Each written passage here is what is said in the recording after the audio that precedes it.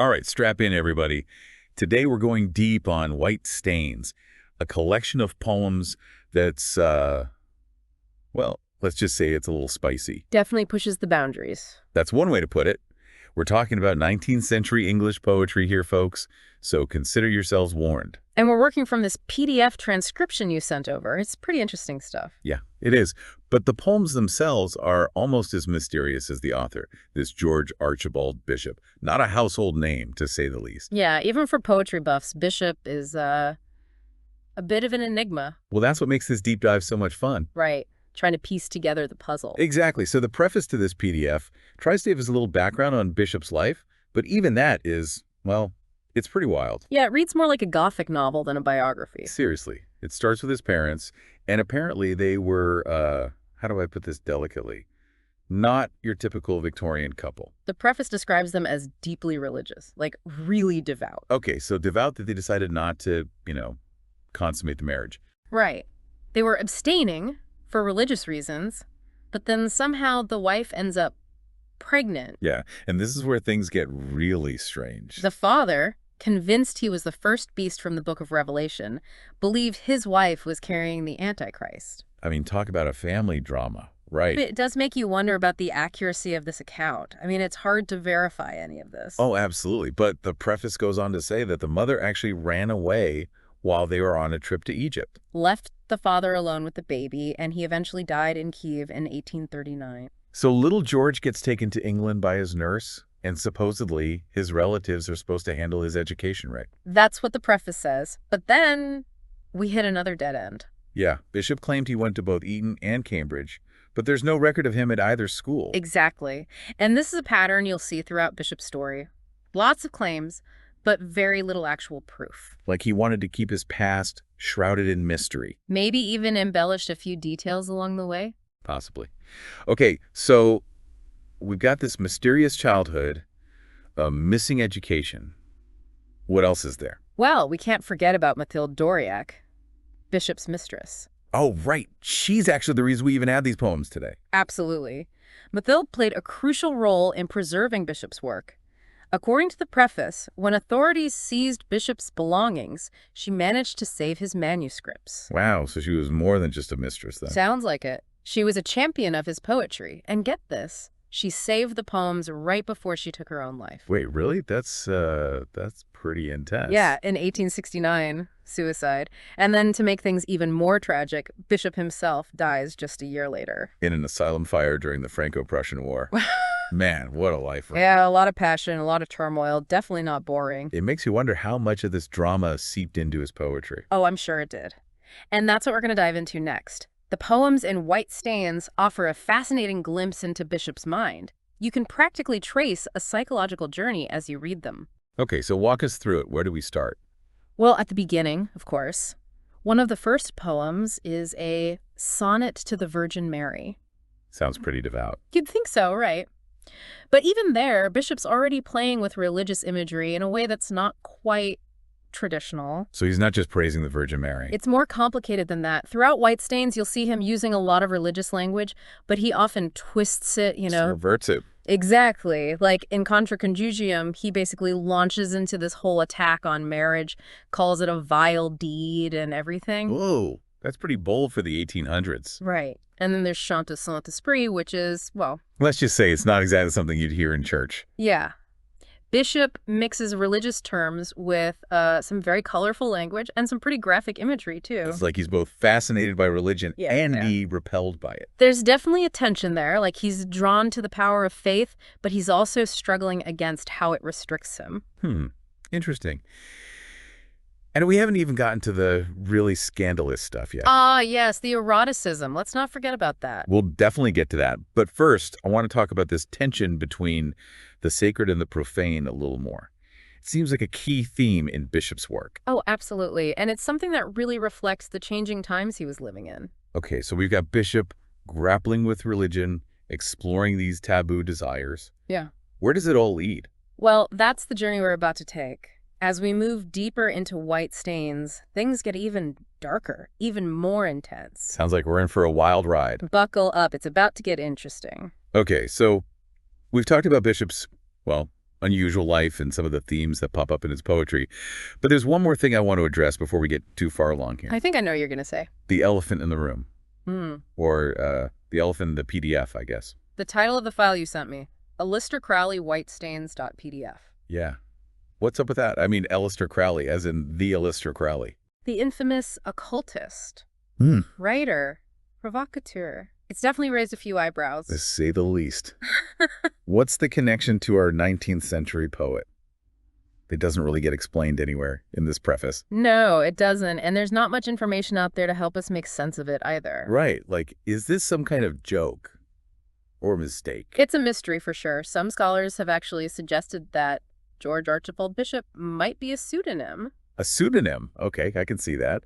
Maybe even a pseudonym used by Crowley himself. That's one theory. I mean, Bishop's poetry definitely shares some similarities with Crowley's philosophies, at least in terms of pushing boundaries and rejecting traditional morality. And Crowley was known to use pseudonyms in his writing. So maybe. Maybe.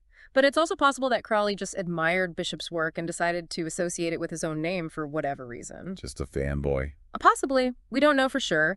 Without concrete evidence, the Crowley connection is going to remain a big question mark. A big GC question mark. It's almost like we're dealing with a secret society or something. Right.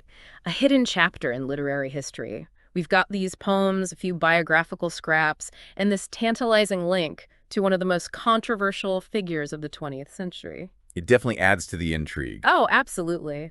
But even if we never solve the mystery of the Crowley connection, the poetry itself is still worth exploring. For sure. White Stains is powerful stuff, no matter who wrote it. It challenges you to think about art, morality, the whole human experience. And it forces us to confront some uncomfortable truths about ourselves and the world around us. Absolutely. So let's get back to the poems themselves. One thing that really struck me was Bishop's use of symbolism. Oh, yeah, it's everywhere. Flowers, trees, the sea. They all pop up, but their meanings are constantly shifting and evolving. It's like he's creating this whole secret language within the poems. Right. You have to really pay attention to the details and think about how the images connect to the broader themes. Like in the rainbow, for example. It starts as a symbol of hope and divine promise, but then it becomes something more ambiguous, almost sinister. Exactly. And that ambiguity carries over to his use of religious imagery too.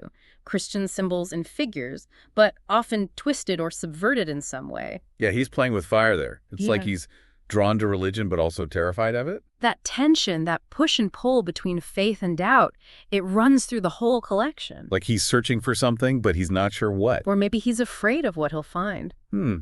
I like that. So we've got these complex layers of symbolism. We've got this biographical mystery. Yeah. How do you even begin to unpack all of this? Carefully.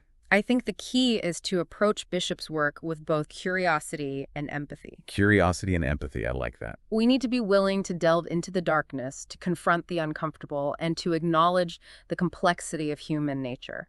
And to remember that we're looking at his work through a modern lens. What was shocking in the 19th century might not even raise an eyebrow today. Exactly. Context is everything. But even taking that into account, there's no denying that Bishop was a master of language. Oh, absolutely. His poetry is full of vivid imagery and this rhythmic flow that just pulls you in. Even when the subject matter is disturbing, you can't help but admire the craftsmanship. Okay, but let's talk about the actual text itself for a second. We're working from a transcription, right? Not the original manuscripts. Right. Someone else transcribed these poems from what we assume are Bishop's handwritten originals. So that adds another layer of interpretation, doesn't it? Like, are we getting the full picture? Could there be nuances that were lost in translation? It's definitely something to think about. It highlights how our understanding of any text, especially one as dense as White Stains, is filtered through multiple layers. We're relying on someone else's reading of Bishop's words, which means we're getting their interpretation on top of his original intent. And that makes me wonder, what if we could get our hands on those original manuscripts? What would we find? What would we find, indeed? It's really incredible how much there is to unpack in Bishop's work. It's like every layer you peel back reveals another mystery. Exactly. And we've just scratched the surface here. Oh, for sure. There's so much more we could explore. We could probably do a whole series on White Stains and still not cover everything. Easily. But even with the limited time we have, I think we've touched on some key themes. Yeah, the religious imagery, the eroticism, the darkness, that whole Crowley connection. It's a lot to process. It is. But for me, the biggest question that lingers is, what was Bishop trying to achieve with his poetry? What was his goal? Hmm. Good question. What do you think? Honestly, I'm not sure. Was he just trying to shock people to get a rise out of them, or was there something deeper going on? Maybe he was trying to work through his own personal demons, put them on the page, and make sense of them? That's definitely a possibility. A lot of artists use their work as a form of therapy, a way to process their emotions. And given everything we've learned about Bishop's life, it's not hard to imagine him having a few demons to wrestle with. Right, a troubled childhood, a mysterious past, all that secrecy and scandal. It had to take a toll on him. It makes you wonder how much of his poetry is autobiographical and how much is pure imagination. Exactly. And that's where the lack of biographical information really hurts us. We have so few concrete facts to go on, So we're left filling in the blanks ourselves, coming up with our own interpretations. which I think is part of the fun. It's like we're invited to become co-creators of Bishop's story. I like that. It turns reading into an active process, an ongoing dialogue between the reader and the text. And it keeps these works alive, They're not just static objects from the past. They're living, breathing things that evolve with each new generation of readers. So even though Bishop's been dead for over a century, his poetry is still speaking to us today. And in a way, that makes him more alive than ever. Wow, I like that. Okay, before we wrap things up, I want to ask you one more question. What's one thing you hope listeners will take away from our deep dive into White Stains? That's a good one. I think the most important thing is to approach Bishop's work with an open mind. Don't be afraid of the challenging themes or the sometimes disturbing imagery. Exactly. Let yourself be challenged. Let yourself be provoked. That's how you really grow as a reader and as a person. And who knows, maybe you'll even be inspired to do some research of your own. There's still so much we don't know about Bishop. Right? There are archives to explore, historical records to comb through. Wow. Who knows what kind of treasures are waiting to be discovered? Sounds like an adventure. It could be, Okay. but even if you don't go down that rabbit hole, I hope our discussion has at least sparked your curiosity. And maybe given you a new appreciation for the power of poetry to transport us to other worlds, other times, other minds. Beautifully said. I couldn't have put it better myself. Well, on that note, I think it's time for us to wrap things up. Thanks for joining us on this journey into the fascinating and often unsettling world of George Archibald Bishop and White Stains. It's been my pleasure. Always a joy to delve into these literary mysteries. And everyone listening out there, thanks for coming along for the ride. We hope you've enjoyed this deep dive and that it's left you with some food for thought. Until next time, keep exploring, keep questioning, and keep the conversation going.